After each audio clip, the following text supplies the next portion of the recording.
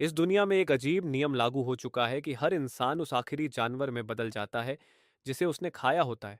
कुछ लोग chicken leg खाने के बाद मुर्गे में बदल जाते हैं, जबकि कुछ लोग इंस्टेंट नूडल्स का मसाला खाने के बाद गाय में बदल जाते हैं। और इससे भी ज्यादा डरावनी बात यह है कि कुछ लोग अगर फॉसिल से बनी सूप पी लें तो उसी पल एक विनाशकारी डायनासोर में बदल जाते हैं।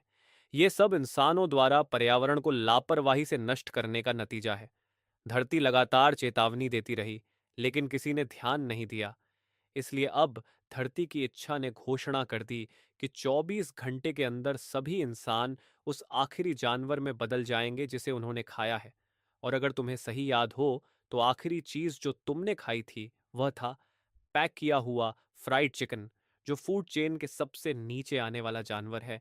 इसलिए जब पूरी दुनिया में जानवरों में बदलने की प्रक्रिया शुरू होगी, तो सबसे पहले तुम्हें ही खा लिया जाएगा। जब तुम निराशा में डूबे हुए थे, तभी तुम्हारा अच्छा दोस्त वांग शावेंग तुमसे संपर्क करता है।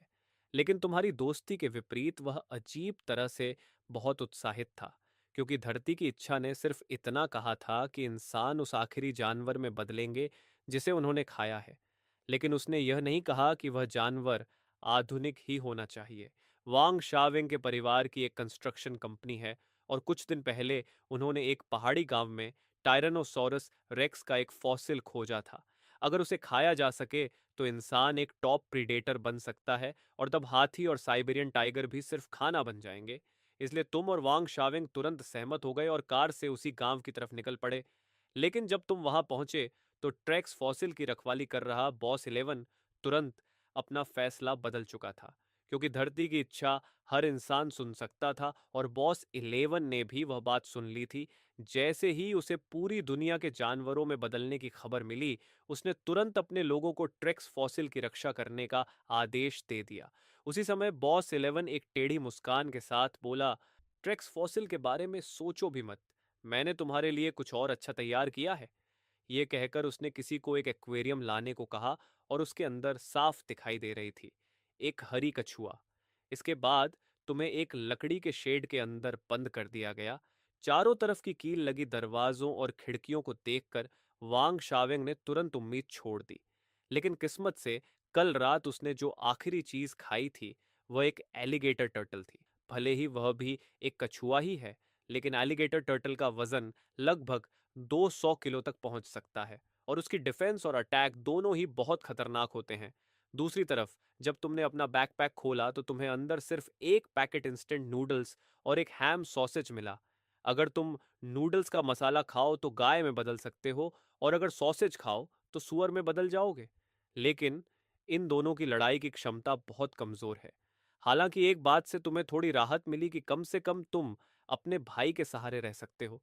लेकिन फिर तुम्हारे दिमाग में एक और ख्याल आया कि एलिगेटर टर्टल भी तो एक जानवर है। अगर वह तुम्हें खा ले तो तुम किस में बदलोगे? वैसे भी सबसे बुरा नतीजा यही होगा कि तुम गाय या सूअर की लाश बन जाओगे। इसलिए जब पूरी दुनिया में जानवरों में बदलने का आखिरी सेकंड आया, तो तुमने जोर से अपना ही हाथ काट लिया। उसी पल धरती की इच्छा ने सभी इंसानों को कोमा में डाल दिया, और उनके शरीर मरोड़ खाने लगे, बदलने लगे और नए रूप में ढलने लगे। और उसी समय उस अंडे के ऊपर अजीब पैटर्न चमकने लगे, जो समय समय पर रोशनी छोड़ रहे थे। अचानक तुम झटके से जाग गए, और तुम्हें खुद भी उम्मीद नहीं थी कि अपने ही हाथ को काटने के बाद तुम एक ड्रैगन एग में बदल जाओगे। हालांकि तुम अब एक अंडा बन चुके थे, फिर भी तुम बाहर की दुनिया को साफ साफ 360 डिग्री बिना किसी ब्लाइंड स्पॉट के देख सकते थे। जब तुम अभी भी सदमे में थे, तभी तुम्हारे कानों में सिस्टम की आवाज गूंजी, बधाई हो होस्ट, आप एक ड्रैगन बॉडी में विकसित हो चुके हैं। सेलेस्टियल ड्रैगन सिस्टम आधिकारिक रूप से अनलॉक हो गया है। वर्तमान में आप इंक्यूबेशन पीरियड में हैं, और इसकी अवधि 10,000 साल है। ये देखकर तुम हंस पड़े, क्योंकि जैसा उम्मीद था तुम ड्रैगन के वंशज हो, और तुम्हारी नसों में असली ड्रैगन का खून बहता है। हालांकि इंक्यूबेशन में अभी 10,000 साल लगेंगे, लेकिन लगातार शिकार करके तुम इस प्रक्रिया को तेज कर सकते हो। साथ ही तुम्हें दो टैलेंट स्किल भी मिली हैं। पहली है सेलेस्टियल लाइटनिंग प्रोटेक्शन, जिससे तुम दिव्य बिजली को बुलाकर बड़े स्तर पर विनाश कर सकते हो। और दूसरी है ड्रैगन पावर, जिसके कारण तुम्हारे अंदर एक प्राकृतिक सर्वोच्च दबाव होगा, जो ज्यादातर जीवों को दबा देगा। उसी समय तुम्हारा अच्छा दोस्त वांग शावेंग हैरानी से पूछता है कि तुमने आखिर क्या खाया था। बेकार की परेशानी से बचने के लिए तुम झूठ बोल देते हो कि कल रात तुमने ऑस्ट्रिच एग्स खाए थे। तभी जब तुम दोनों बात कर ही रहे थे, बाहर दरवाजे के पास से गुस्से भरी दहाड़ सुनाई दी, और जैसे ही फार्म का दरवाजा खुला, एक भयानक जानवर ने बाहर से अपना सिर अंदर डाला। हाँ, वह सच में बॉस 11 था, जो टायरानोसोरस रेक्स में बदल चुका था। भले ही वह अभी बच्चा था, लेकिन उसका आकार पहले से ही एक बड़े इंसान जितना था। उसी समय वह चिल्लाया कि उसे वांग परिवार के अमीर माता पिता कभी पसंद नहीं थे, और आज वह वांग बाचफू से बदला लेने वाला है। इसके बाद गांव के लोग जो फार्म डॉग्स में बदल चुके थे, सब इकट्ठा हो गए। हालांकि उनकी संख्या ज्यादा थी, लेकिन जब उन्होंने कांटों से भरा कछुए का खोल और उस डरावने कछुए के सिर को देखा, तो कुछ देर तक आगे बढ़ने की हिम्मत नहीं हुई। लेकिन बॉस 11 के दबाव में एक बड़ा फार्म डॉग फिर भी आगे झपट पड़ा। यह देखकर वांग शावेंग ने तुरंत हमला किया और दूसरे पर जोर से काट लिया। एक दर्द भरी चीख के साथ उस गांव वाले का नाक तुरंत उखड़ गया, क्योंकि उस डेमोनिक कछुए की बाइट फोर्स लगभग 450 किलो तक पहुंच सकती है। यह देखकर बॉस 11 बेहद गुस्से में आ गया, क्योंकि उसके इतने सारे अधीन लोग मिलकर भी एक कछुए को नहीं हरा पा रहे थे, और इससे उसकी पूरी इज्जत चली गई। इसलिए उसने सीधे उस घायल फार्म डॉग को ही निगल लिया, फिर जोर से दहाड़ा और खुद ही हमला करने का फैसला कर लिया। ऐसा डरावना नजारा देखकर आसपास के गांव के लोग डर के मारे कांपने लगे। सबकी हालत ऐसी हो गई जैसे पूंछ दबाकर भागने को तैयार हों, और वांग शावेंग की हालत भी कोई ज्यादा अच्छी नहीं थी। साफ लग रहा था कि इस निर्णायक पल में तुम्हें ही कुछ करना पड़ेगा। इसलिए तुम तुरंत शांत हो गए और आसमान और धरती के बीच के नियमों को महसूस करने लगे। उसी समय गांव के ऊपर जो मौसम पहले साफ और धूप वाला था, वह अचानक काले बादलों से ढक गया। तभी बॉस 11 झुककर वांग शावेंग की तरफ झपटने ही वाला था कि तुमने जोर से थंडर प्रोटेक्शन पुकारा, और अगले ही पल काले बादलों से रहस्यमयी बिजली चमक उठी। अनगिनत जानवर उस बिजली की चपेट में आए और वहीं गिरकर मर गए। लेकिन उस बिजली के बिल्कुल केंद्र में मौजूद तुम और वांग शावेंग को कोई नुकसान नहीं हुआ, क्योंकि तुम दोनों एक सुरक्षात्मक आभा से ढके हुए थे। मगर बॉस 11 इतना भाग्यशाली नहीं था। एक भयानक चीख के साथ उसके पूरे शरीर की चमड़ी फट गई। तभी सिस्टम की आवाज आई, बधाई हो होस्ट, आपने 25 फील्ड डॉग्स को मार दिया है। आपको 25 पॉइजन प्यूरिफिकेशन पॉइंट्स मिले हैं। आपने एक एंशिएंट टायरानोसोरस रेक्स को भी मार दिया है। आपको अतिरिक्त 100 पॉइजन प्यूरिफिकेशन पॉइंट्स प्राप्त हुए हैं। तुम्हें खुद यकीन नहीं हो रहा था कि थंडर प्रोटेक्शन की ताकत इतनी भयानक होगी। तुमने सोचा था कि यह सिर्फ एक सिंगल अटैक होगा, लेकिन तुम्हें उम्मीद नहीं थी कि यह एक ग्रुप अटैक निकलेगा, और उसकी यह जबरदस्त शक्ति तुम्हारी उम्मीदों से कहीं ज्यादा थी। अगर यही रफ्तार रही तो 1 साल के अंदर ही तुम पूरी तरह रिवाइव हो जाओगे, क्योंकि यह तुम्हारा पहला किल था। इसलिए सिस्टम ने तुम्हें एक टैलेंट फील भी दिया। जब वह तेजी से घूमी, तो सुई एक टैलेंट पर जाकर रुकी जिसका नाम था ड्रैगन रेज। हालांकि तुम्हें अभी नहीं पता था कि यह स्किल असल में क्या करती है, लेकिन उसके ऑरा कंजम्पशन और उसके जबरदस्त नाम को देखकर लग रहा था कि यह जरूर कोई बहुत ताकतवर स्किल होगी। शुरू में तुम सोच रहे थे कि वोंग शवेंग को साथ लेकर कोई सुनसान जगह ढूंढकर छिप जाओ और पूरी तरह रिकवर होने के बाद बाहर निकलकर सबको खत्म करो। लेकिन अब तुम्हारा इरादा बदल चुका था। अब तुम्हारी योजना थी कि जितने दुश्मन मिले उतनों को खत्म करो। इसलिए तुम वांग शावेंग को लेकर गांव से बाहर निकल गए। लेकिन जैसे ही तुम एक झाड़ी के पास से गुजर रहे थे, तभी करीब 8 फुट लंबा एक चूहा अचानक बाहर कूद पड़ा। लगता था कि वह रात में खाना ढूंढ रहा था, और वांग शावेंग ने इवॉल्व होने के लिए तुरंत मुंह खोलकर उसे सीधे निगल लिया। उसी समय वांग शावेंग के दिमाग में एक इवोल्यूशन पॉइंट प्रकट हुआ, जिसे वह अपने इवोल्यूशन जीन में जोड़ सकता था। यह देखकर वांग शावेंग बेहद उत्साहित हो गया।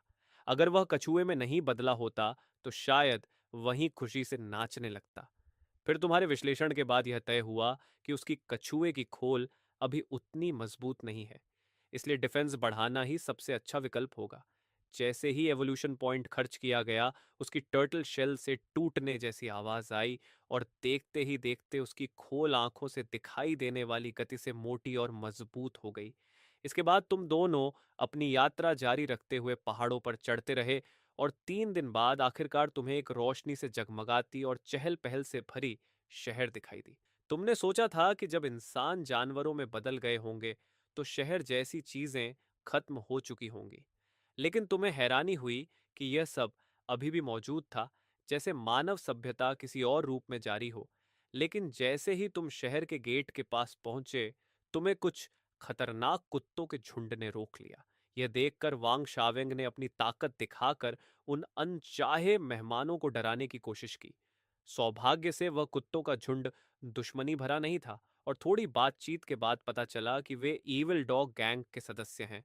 जब वांग शावेंग उनसे बातचीत कर रहा था, तब तुम उन कुत्तों को ध्यान से देख रहे थे और पाया कि वे सभी अपने ग्रोथ स्टेज तक पहुंच चुके थे। साफ था कि शहर में इवॉल्व होना ज्यादा आसान है क्योंकि यहाँ आबादी ज्यादा है। तभी इविल डॉग गैंग ने कहा कि अगर शहर में प्रवेश करना है तो प्रोटेक्शन फी देनी पड़ेगी। दरअसल दुनिया के जानवर बनने के दूसरे ही दिन किसी ने यह खोज लिया था कि इवोल्यूशन पॉइंट सीधे दूसरे को दिए जा सकते हैं। इसका मतलब था कि सिर्फ मारकर ही नहीं बल्कि दूसरों से छीन कर भी पॉइंट्स लिए जा सकते हैं। हालांकि इवोल्यूशन पॉइंट्स का मुख्य स्रोत अभी भी हत्या ही था, लेकिन शाकाहारी जानवर घास खाकर भी इवोल्यूशन पॉइंट्स पा सकते थे। इसलिए मांसाहारी उन्हें पालते थे और हर दिन उनका शोषण करते थे। बेकार की मुसीबत से बचने के लिए तुमने कुछ इवोल्यूशन पॉइंट्स दे दिए, और तब जाकर तुम्हें शहर में प्रवेश करने दिया गया। हालांकि तुमने पहले ही मन में तय कर लिया था कि जैसे ही तुम ईवल डॉग गैंग के इलाके में अंदर तक पहुंचोगे, तुम मौका देखकर इन सभी कुत्तों को अपने पास इकट्ठा करोगे और फिर उन पर लगातार बिजली गिरा दोगे। शहर के अंदर पहुंचने के बाद तुम्हारे सामने जो दृश्य था, उसे देखकर तुम यकीन ही नहीं कर पा रहे थे। ऐसा लग रहा था जैसे तुम एनिमलाइजेशन से पहले वाली दुनिया में लौट आए हो। हालांकि सब कुछ पूरी तरह व्यवस्थित नहीं था, लेकिन वातावरण में कोई गंदगी या प्रदूषण नहीं था। सड़कों पर हर तरह के जानवर घूम रहे थे और कई ईविल डॉग्स पूरे शहर में गश्त लगा रहे थे, जैसे वे इस शहर के रखवाले बन गए हों। तभी अचानक एक सफेद खरगोश उछलकर वांग शवेंग के पास आ गया, जिससे वह लगभग अपने कछुए के खोल में सिमट गया। उस खरगोश का नाम चेंगनागन था। उसने देखा कि यह तुम्हारी शहर में पहली बार एंट्री है, इसलिए वह तुम्हारी मदद करना चाहता था। लेकिन उसकी चालाक आंखें तुमसे छिप नहीं सकीं।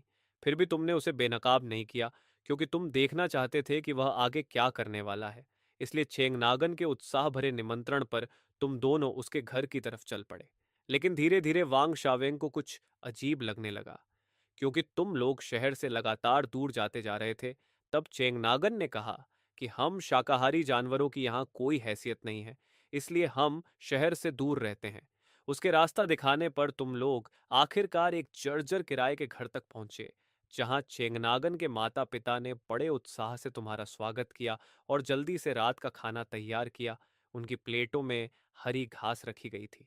वांग शावेंग के लिए एक प्लेट में सुअर का मांस रखा गया, और जहां तक तुम्हारी बात है, तुम्हें सीधे नजरअंदाज कर दिया गया।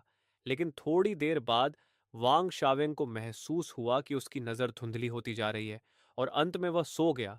तब पता चला कि उस सुअर के मांस वाले खाने में छेड़छाड़ की गई थी।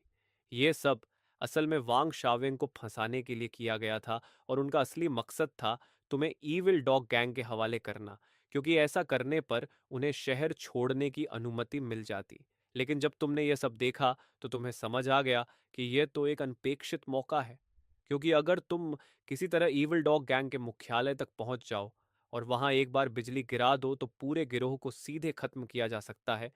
थोड़ी ही देर बाद चंगनागन तुम्हें इविल डॉग गैंग के सरदार के सामने ले गया, जिसका नाम था ब्लैक डॉग किंग।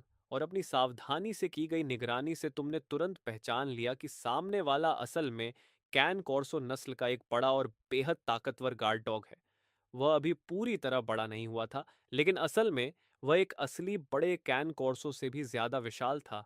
और ब्लैक डॉग किंग का अतीत भी काफी दर्दनाक था, क्योंकि पहले वह एक प्रोफेशनल बॉक्सर था, लेकिन बॉक्सिंग के दौरान लगी गंभीर चोट की वजह से उसे लंबे समय तक अस्पताल में पड़े रहना पड़ा। मजबूरी में उसने एक कैन कॉर्सो पाला था, और फिर जब पूरी दुनिया में एनिमलाइजेशन शुरू हुआ तो एक चमत्कार हो गया, क्योंकि उसकी सारी पुरानी चोटें उसी पल ठीक हो गईं। हालांकि वह अब एक कुत्ता बन चुका था, लेकिन सौभाग्य से कैन कॉर्सो एक बहुत शक्तिशाली और लड़ाकू नस्ल है। उसने अपने लड़ाई के अनुभव के सहारे आसानी से अपने सभी दुश्मनों को हरा दिया, और आखिरकार पूरे इलाके का किंग बन गया। उसी समय वह अपने होंठ चाट रहा था, क्योंकि उसने अभी अभी खाना खाया था। लेकिन जैसे ही उसने इस अंडे यानी तुम्हें देखा, उसे लगा कि वह अभी भी कुछ और खा सकता है। इसलिए उसने बेसब्री से अपना मुंह खोला और तुम्हें सीधे निगलने ही वाला था कि अगले ही पल उस अंडे से एक बेहद शक्तिशाली आभा फूट पड़ी। उसी दबाव से ब्लैक डॉग किंग तुरंत जमीन पर दब गया। फिर तुम्हारी आवाज मंदिर की घंटी की तरह गूंज उठी, भारी और आदेश देने वाली आवाज। वह सिर्फ कुछ शब्द थे, लेकिन ब्लैक डॉग किंग के अंदरूनी अंगों तक झटका लग गया और उसके शरीर की हड्डियां चरमराने लगीं। उसी समय बाहर मौजूद जो भी लोग उस चीख को सुनकर पास आने लगे थे, वे भी ड्रैगन पावर के दबाव से तुरंत जमीन पर दब गए। फिर तुमने दोबारा बोलते हुए ब्लैक डॉग किंग को आदेश दिया कि वह अपने सभी अधीन लोगों को तुरंत यहां बुलाए। लेकिन तुम्हें उम्मीद नहीं थी कि वह अपनी इच्छा शक्ति के सहारे धीरे धीरे उठने की कोशिश करेगा। यह देखकर तुमने अब अपने टैलेंट छिपाना बंद कर दिया और ड्रैगन पावर को दोबारा पूरी ताकत से छोड़ दिया। इस बार ब्लैक डॉग किंग बिल्कुल भी विरोध नहीं कर सका, क्योंकि उसे महसूस हो रहा था कि उसकी इच्छा शक्ति पूरी तरह टूटने वाली है। जब तक पूरे गैंग के सदस्य वहां इकट्ठा नहीं हो गए, तब तक तुमने ड्रैगन पावर को जारी रखा, और जब सब आ गए तब जाकर तुमने उसे रोक दिया। उस समय ब्लैक डॉग किंग पूरी तरह थक चुका था और हाँफते हुए डर से भरी आंखों से तुमसे पूछने लगा कि तुम उनसे क्या चाहते हो। शुरुआत में तुम्हारा इरादा था कि सबको खत्म कर दो, ताकि तुम्हारे अंडे से निकलने की गति बहुत तेज हो जाए। लेकिन फिर तुमने उन्हें एक विकल्प दिया कि या तो वे तुम्हारे अधीन हो जाएं या फिर उन्हें पश्चिमी स्वर्ग भेज दिया जाएगा। तुम्हारी भयानक ताकत देखकर उन्होंने बिना किसी हिचकिचाहट के तुम्हारे सामने आत्मसमर्पण कर दिया, और ब्लैक डॉग किंग ने भी अपने सारे जमा किए हुए इवोल्यूशन पॉइंट्स तुम्हें सौंप दिए। इससे तुम्हारे अंडे से निकलने का समय तुरंत 10,000 साल से घटकर 9,890 साल रह गया। क्योंकि यह पहली बार था जब तुमने प्यूरिफिकेशन पॉइंट्स एक्सेलरेशन सिस्टम का इस्तेमाल किया था, इसलिए सिस्टम ने तुम्हें एक और टैलेंट रूलेट दिया। इस बार तुम्हें जो टैलेंट मिला उसका नाम था ऑरा सर्कुलेशन। ये टैलेंट ड्रैगन ब्रीदिंग के जरिए हर दिन 100 प्यूरिफिकेशन एनर्जी पॉइंट्स पैदा कर सकता है। इसका मतलब ये हुआ कि अब तुम पूरी तरह शहर से दूर जाकर भी सुरक्षित रह सकते हो, और अगर 2 या 3 साल तक छिपकर रहो तो बिना किसी खतरे के अंडे से निकल सकते हो। लेकिन इस समय दुनिया की स्थिति हर पल बदल रही है, इसलिए तुम्हारे पास इतना लंबा इंतजार करने का समय नहीं था। इसके बाद तुमने आधिकारिक रूप से हैप्पी डॉग गैंग का नाम बदलकर ड्रैगन टाइड रख दिया, और ड्रैगन टाइड से जुड़ी सारी चीजें अभी भी ब्लैक सोर्स किंग ही संभालेगा। यह सुनकर ब्लैक सोर्स किंग की आंखें चमक उठीं, क्योंकि तुम्हारे इस फैसले ने उसे पूरी तरह प्रभावित कर दिया। उसने तुरंत तुम्हें नए तरीके से संबोधित करना शुरू कर दिया और तुम्हें चीफ कहने लगा। उसके बाद ब्लैक सोर्स किंग की कहानी सुनकर तुम्हें पूरी तरह समझ में आया कि इस समय पूरा शहर 3 ताकतों में बंट चुका है, जिनमें से एक ड्रैगन टाइड है जिसे तुम लीड कर रहे हो, बाकी 2 हैं कैट गैंग जिसे मर्लिन द कैट चलाता है, और रैट गैंग जिसे रैट किंग लीड करता है। रैट गैंग का नाम सुनकर तुम थोड़े हैरान रह गए, क्योंकि अभी भी कुछ लोग चूहे खाते हैं। लेकिन रैट किंग भी बहुत खतरनाक था, क्योंकि एनिमलाइजेशन से ठीक पहले जब सब लोग बड़े जानवर खाने की कोशिश कर रहे थे, तब उसने जानबूझकर चूहे को चुना, क्योंकि इतिहास में चूहे ऐसे जीव रहे हैं जो सबसे कठिन और खतरनाक माहौल में भी जिंदा रह सकते हैं। इसलिए एनिमलाइजेशन के आखिरी सेकंड में उसने घिन को सहते हुए चूहे को निगल लिया, और बदलते ही उसने अपनी रैट आर्मी को लेकर शहर के पूरे सूअर सिस्टम पर कब्जा कर लिया। इसलिए उनकी ताकत बहुत तेजी से बढ़ गई। जब तुम ये सोच रहे थे कि उन्हें कैसे खत्म किया जाए, तभी हैप्पी डॉग गैंग का एक स्ट्रैटेजिस्ट आगे आया, जो असल में एक हस्की था, और उसकी योजना बहुत सरल थी कि पहले कैट गैंग और रैट गैंग दोनों को किसी सुनसान जगह पर फुसलाकर बुलाया जाए और फिर उन्हें जिंदा जला दिया जाए। तुमने हस्की को गहरी नजर से देखा और तुरंत इस योजना की सबसे बड़ी कमजोरी बता दी कि आखिर उन्हें जाल में फंसाने के लिए चारा क्या होगा। अगर कोई बड़ा लालच नहीं होगा तो ये योजना सिर्फ हवा में की गई बात बनकर रह जाएगी। लेकिन फिर तुमने खुद सोचा कि अगर किसी चीज को चारे की तरह इस्तेमाल किया जाए तो उससे ज्यादा आकर्षक क्या होगा जितना कि तुम खुद हो। इसलिए परीक्षण करने के लिए तुमने अपनी आभा छिपाना बंद कर दिया, और तुरंत तुम्हारे शरीर से एक अनोखी चमक फैलने लगी। उस रोशनी को देखकर आस पास के कुत्तों के मुंह से लार टपकने लगी। ये देखकर तुम बहुत संतुष्ट हुए और मन ही मन सोचा कि क्या मैं खुद एक तैयार चारा नहीं हूं। लेकिन जब तुम आगे की योजना पर चर्चा कर ही रहे थे तभी तुम्हारा अच्छा दोस्त वांग शावेंग अपने लोगों के साथ वहां लाया गया। दरअसल आज सुबह जब वांग शावेंग जागा तो उसने पाया कि तुम उसकी पीठ से गायब हो चुके हो। इसलिए वह तुरंत रैबिट परिवार के घर पहुंचा और उन्हें घेर लिया। दबाव डालकर उसने उनसे यह सच उगलवा लिया कि तुम्हें ईविल डॉग गैंग के पास ले जाया गया है। यह सुनते ही वांग शावेंग को बहुत अपराध बोध हुआ, क्योंकि अगर उसकी लालच की वजह से वह खाना न खाता तो ये सब नहीं होता। उसकी धमकी के बाद चेंगनागन उसे तुरंत यहाँ ले आया, और जैसे ही उसने तुम्हें फिर से देखा वह खुशी से तुम्हारी तरफ दौड़ पड़ा और बेहद हैरान रह गया। ये सब देखकर वांग शावेंग हैरान होकर बोला कि आखिर तुम एक अंडा होते हुए भी ईविल डॉग गैंग के सदस्य कैसे बन गए। लेकिन फिर उसे पिछली बार गिराई गई उस भयानक बिजली की याद आई और उसे लगा कि शायद वह कुछ समझ गया है। और वांग शावेंग की इस हरकत से तुम बहुत खुश हुए, क्योंकि यही असली भाईचारा होता है। भले ही उसे पता था कि ईविल डॉग गैंग का इलाका खतरों से भरा है, फिर भी वह तुम्हें ढूंढने यहां तक आ गया। तुमने जल्दी से वांग शवेंग को पूरी स्थिति समझाई, लेकिन वह तुरंत चिल्लाकर बोला कि बेकार की बातें बंद करो और सीधे बिजली गिराकर इन सबको खत्म कर दो। लेकिन तुम बस हल्का सा मुस्कुराए और कहा कि तुम्हारे पास इससे भी बेहतर योजना है, क्योंकि थंडर प्रोटेक्शन इस्तेमाल करने में भी आध्यात्मिक ऊर्जा खर्च होती है। इसी तरह जल्दी ही तीसरा दिन आ गया और पूरे शहर में एक बहुत बड़ी खबर आग की तरह फैल गई कि ईविल डॉग गैंग के सरदार को एक चमकता हुआ अंडा मिला है। यह अंडा हजारों रोशनी की तरह चमकता है और बिल्कुल भी कोई साधारण चीज नहीं लगता। इसलिए बहुत से जानवरों ने अंदाजा लगाया कि यह शायद ड्रैगन एग हो सकता है, और अगर कोई साधारण जानवर इसे खा ले तो उसके अंदर ड्रैगन ब्लड आ सकता है। यह खबर फैलते ही पूरे शहर में हलचल मच गई और हर ताकतवर गिरोह सक्रिय होने लगा। दूसरी तरफ रैट गैंग और कैट गैंग ने भी ड्रैगन एग की खबर सुनकर उस पर नजर गड़ा दी, क्योंकि अगर कोई साधारण जानवर इसे खा ले तो उसके अंदर ड्रैगन ब्लड आ सकता है।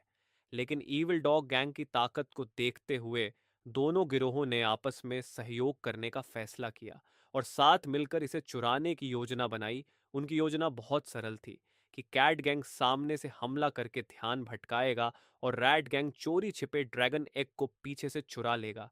लेकिन उन्हें यह बिल्कुल नहीं पता था कि तुम पहले से ही घात लगाकर बैठे हो और उनके जाल में फंसने का इंतजार कर रहे हो। इसी दौरान दूसरी तरफ तुम हर दिन गोदाम में ही रहते थे, और ब्लैक डॉग किंग रोज तुम्हारे पास उस दिन इकट्ठा किए गए प्यूरिफिकेशन पॉइंट्स लेकर आता था। लेकिन तुम सारे पॉइंट्स नहीं लेते थे, बल्कि सिर्फ 80% ही लेते थे, क्योंकि ब्लैक डॉग किंग की ताकत भी बढ़नी जरूरी थी, वरना वह इतने बड़े इलाके को संभाल नहीं पाएगा। और सिर्फ वही नहीं, बल्कि ईविल डॉग गैंग के बाकी कुत्ते और उनके अधीन रखे गए शाकाहारी जानवर भी तुम्हारे आदेश के अनुसार हर दिन अपने प्यूरिफिकेशन पॉइंट्स का ज्यादातर हिस्सा जमा करते थे, लेकिन थोड़ा हिस्सा अपने लिए भी रख सकते थे ताकि अपनी ताकत बढ़ा सके। और जो शाकाहारी जानवर ग्रोथ स्टेज तक पहुंच जाते थे उन्हें हर दिन और भी ज्यादा प्यूरिफिकेशन पॉइंट्स मिलते थे, इसलिए वे भी इस व्यवस्था से संतुष्ट थे। उसी समय हमेशा की तरह ब्लैक डॉग किंग आज के प्यूरिफिकेशन पॉइंट्स लेकर आया, लेकिन इस बार तुम्हें अजीब लगा, क्योंकि आज की मात्रा कल से लगभग 2 गुनी थी। बाद में पता चला कि जब से तुमने यह नया नियम लागू किया है तब से दूसरी ताकतों के कई शाकाहारी जानवर चुपके से ड्रैगन नेस्ट में शरण लेने आने लगे हैं, क्योंकि भले ही उनका शोषण होता है लेकिन वे अपने लिए कुछ पॉइंट्स बचा सकते हैं। इसलिए इस लालच के कारण ड्रैगन नेस्ट के इलाके में शाकाहारी जानवरों की संख्या पहले से कहीं ज्यादा बढ़ गई, और उसी के साथ प्यूरिफिकेशन पॉइंट्स भी बढ़ गए। ये बात समझने के बाद तुमने ब्लैक डॉग किंग को फिर आदेश दिया कि शाकाहारी जानवरों की गतिविधियों पर ज्यादा रोक न लगाई जाए और उन्हें जितना हो सके उतनी आजादी से रहने दिया जाए, ताकि वे विद्रोह न करें। लेकिन अगर कोई परेशानी खड़ी करे तो समय समय पर कुछ को सख्ती से सजा भी दी जाए, ताकि बाकी सब डरकर शांत रहे। ब्लैक डॉग किंग के जाने के बाद तुमने अभी अभी मिले प्यूरिफिकेशन पॉइंट्स को देखा और बिना हिचकिचाहट आधे पॉइंट्स को अंडे के इंक्यूबेशन को तेज करने में लगा दिया और बाकी के लिए टैलेंट लॉटरी चुनी, क्योंकि अभी तुम्हारी ताकत बढ़ाने का दूसरा तरीका यही था। जैसे ही टैलेंट व्हील घूमा वह तेजी से घूमते हुए एक टैलेंट पर आकर रुक गया, जिसका नाम था ड्रैगन कॉन्ट्रैक्ट। इस टैलेंट की मदद से तुम अपने से कमजोर ब्लड लाइन वाले जीवों के साथ मास्टर सर्वेंट कॉन्ट्रैक्ट बना सकते हो, और जो भी इस कॉन्ट्रैक्ट में बंध जाएगा वह तुम्हारे नियंत्रण से कभी मुक्त नहीं हो पाएगा। इतना जबरदस्त टैलेंट देखकर तुम लगभग खुशी से चिल्ला पड़े, क्योंकि भले ही तुम्हारे पास कई ताकतवर स्किल्स हो, लेकिन अभी तुम सिर्फ एक अंडा हो। इसलिए तुम्हें ऐसे संगठन की जरूरत है जिस पर तुम भरोसा कर सको। अभी तक वांग शावेंग के अलावा तुम्हें हैप्पी डॉग गैंग के किसी भी कुत्ते पर पूरा भरोसा नहीं था, क्योंकि वे अभी सिर्फ मजबूरी में तुम्हारे अधीन थे और मौका मिलते ही धोखा दे सकते थे। लेकिन यह नया टैलेंट मौजूदा समस्या का सबसे अच्छा समाधान था। इसी बीच सुबह होते ही ड्रैगन नेस्ट में एक अनचाहा मेहमान आ पहुंचा, जब कैट गैंग का सरदार अपने कई साथियों के साथ धमकी भरी आभा लेकर गेट पर आ गया। लेकिन इससे पहले कि वह कुछ चिल्ला पाता, चारों तरफ से हैप्पी डॉग्स निकल आए, जैसे आसमान से उतरकर आए सैनिक हों, और उन्होंने तुरंत उन्हें चारों तरफ से घेर लिया। फिर कुत्तों की सुरक्षा में ब्लैक डॉग किंग भी बाहर आया, लेकिन जैसे ही उसने कैट गैंग के सरदार को देखा, उसकी भौहें सिकुड़ गईं, क्योंकि कुछ ही दिनों में सामने वाले का आकार पहले से काफी बड़ा हो गया था और अब वह लगभग उसके बराबर दिख रहा था। जबकि एनिमलाइजेशन से पहले कुत्ते आम तौर पर आकार के कारण बिल्लियों पर भारी पड़ते थे, लेकिन अगर आकार बराबर हो जाए तो बिल्ली की गति और प्रतिक्रिया कुत्ते से कहीं ज्यादा तेज होती है। ब्लैक डॉग किंग अभी यही सोच ही रहा था कि कैट गैंग के सरदार की आंखों में ठंडी चमक आई और उसका शरीर अचानक बेहद लचीली मुद्रा में आ गया। अगले ही पल वह हवा में उछला और बिजली की तरह चमकते हुए एक कुत्ते का गला एक ही वार में काट दिया। कैट गैंग के सरदार के इस अचानक हमले ने ब्लैक डॉग किंग को पूरी तरह चौंका दिया, क्योंकि उसे बिल्कुल उम्मीद नहीं थी कि सामने वाले की गति इतनी तेज होगी। लेकिन उसके पास सोचने का समय नहीं था, इसलिए उसने आसमान की ओर लंबी दहाड़ लगाई और तुरंत आगे झपट पड़ा। अगले ही पल दोनों पक्षों की सेनाएं आपस में भयंकर लड़ाई में भिड़ गईं, और क्योंकि कैट गैंग का सरदार शाकाहारी जानवरों का ज्यादा शोषण करता था, इसलिए उसके सैनिकों की ताकत साफ तौर पर ड्रैगन नेस्ट की सेना से ज्यादा मजबूत दिखाई दे रही थी। हालांकि दोनों पक्ष कुछ समय तक बहुत ही उग्र तरीके से लड़ते रहे, लेकिन अगर यह लड़ाई ऐसे ही चलती रहती तो हार सिर्फ समय की बात थी।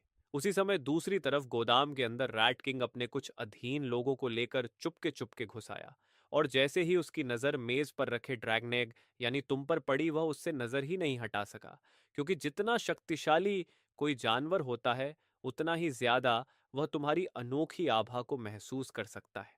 उसी समय रैट किंग के दिमाग में जैसे कोई बेहद मोहक आवाज गूंजने लगी, जो उसे कह रही थी कि जल्दी से आगे बढ़ो और इस अंडे को खा जाओ। लेकिन जैसे ही उसने 2 कदम बढ़ाने चाहे, उसने अचानक अपनी ही जीभ काट ली और खुद को संभालने पर मजबूर कर दिया, क्योंकि जैसे जैसे वह ड्रैगन एग के पास जा रहा था, उसके दिल में एक भयानक खतरे का एहसास भरने लगा था, और इस एहसास ने तुरंत रैट किंग को सावधान कर दिया। उसी समय ड्रैगन एग के अंदर मौजूद तुम भी उसके इस अजीब व्यवहार से थोड़ा उलझ गए थे, क्योंकि तुम सोच रहे थे कि जैसे ही वह पास आएगा तुम सीधे उसे खत्म कर दोगे। लेकिन तुमने अभी उसकी आभा को पूरी तरह लॉक भी नहीं किया था कि उसने जाल भांप लिया। इससे तुम्हें समझ आ गया कि इस आदमी की ताकत ब्लैक डॉग किंग और कैट गैंग के सरदार से कहीं ज्यादा है, और सिर्फ थोड़ा नहीं बल्कि काफी ज्यादा। तभी चालाक राइट किंग ने अपने अधीन लोगों को आगे बढ़कर जांच करने का आदेश दिया।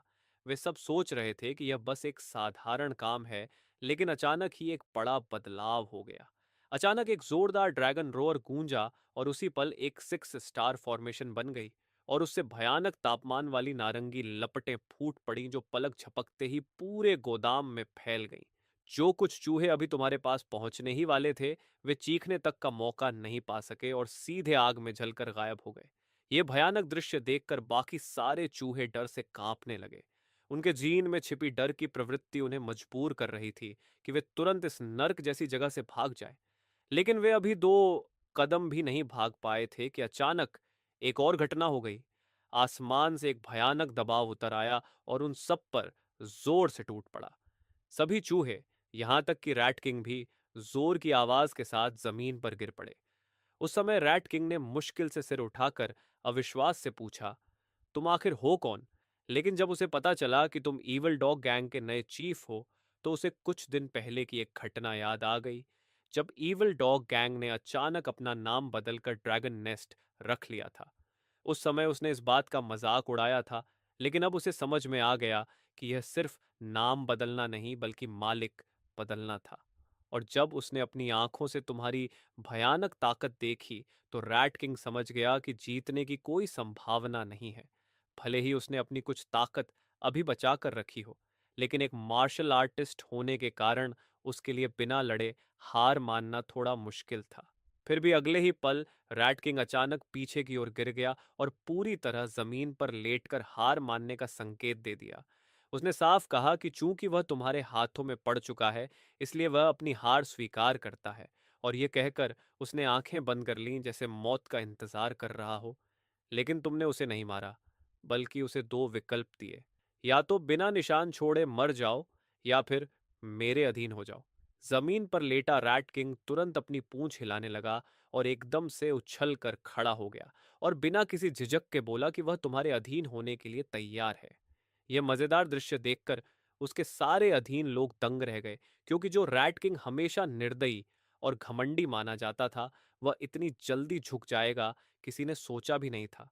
असल में तुमने उसे इसलिए नहीं मारा क्योंकि तुम्हें समझ आ गया था कि भले ही यह गैंग देखने में थोड़ी बदसूरत हो, लेकिन उनकी क्षमता बहुत उपयोगी है। एनिमलाइजेशन के बाद पहले के सारे कम्युनिकेशन इक्विपमेंट काम करना बंद कर चुके थे, इसलिए अब तुम जो भी जानकारी पा सकते थे वह सिर्फ इस छोटे से इलाके तक सीमित थी। बाहर दुनिया में क्या हो रहा है तुम्हें बिल्कुल पता नहीं था।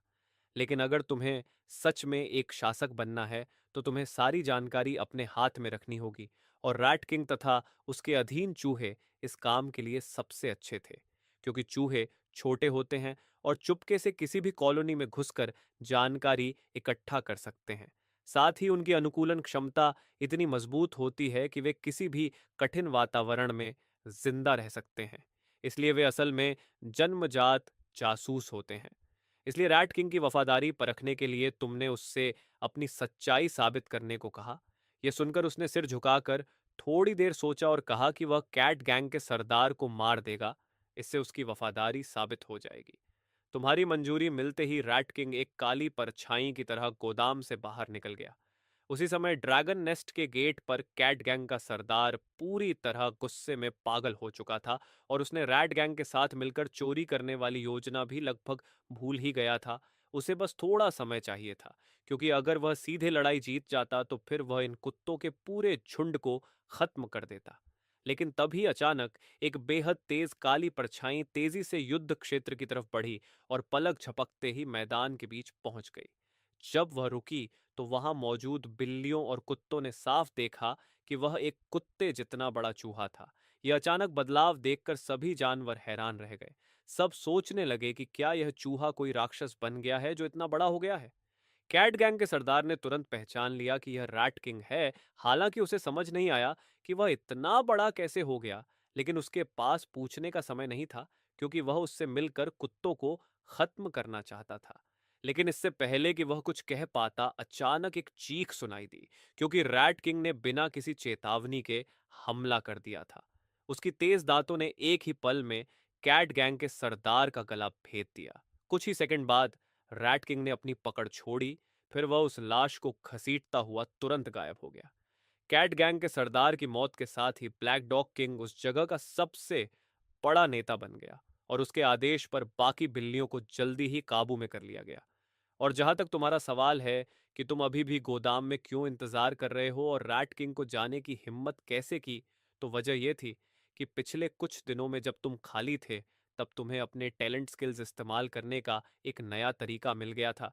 जैसे कि तुम सेलेस्टियल थंडर को अपने अच्छे भाई वांग शवेंग के शरीर के अंदर सील कर सकते हो। जब तक उसके दिमाग में विचार आता है, वह तुरंत उसे सक्रिय करके वहीं इस्तेमाल कर सकता है। लेकिन क्योंकि उसके अंदर ड्रैगन ब्लड लाइन नहीं है, इसलिए सेलेस्टियल थंडर इस्तेमाल करने पर उसे भारी कीमत भी चुकानी पड़ती है। जहां तक ड्रैगन फ्यूरी की बात है, तुमने इसके इस्तेमाल का एक और भी खतरनाक तरीका खोज लिया है।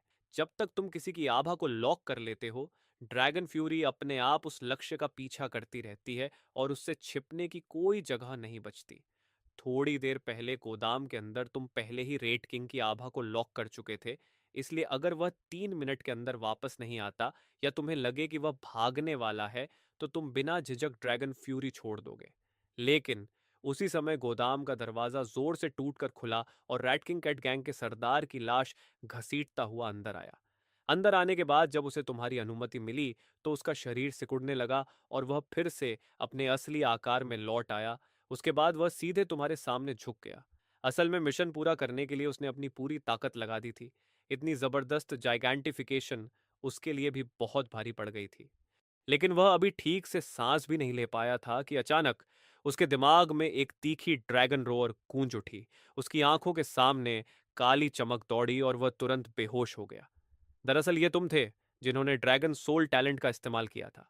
लगभग 10 मिनट बाद रेड किंग धीरे धीरे होश में आया, लेकिन उसकी आंखें खाली और डरी हुई लग रही थीं, जैसे उसने कोई बेहद डरावना अनुभव झेला हो। असल में जो ड्रैगन सोल तुमने छोड़ी थी वही स्लेव कॉन्ट्रैक्ट का असली रूप था। जब यह कॉन्ट्रैक्ट पूरा हो जाता है तो शक्तिशाली ड्रैगन सोल सामने वाले की आत्मा की गहराई में एक अमिट निशान छोड़ देती है।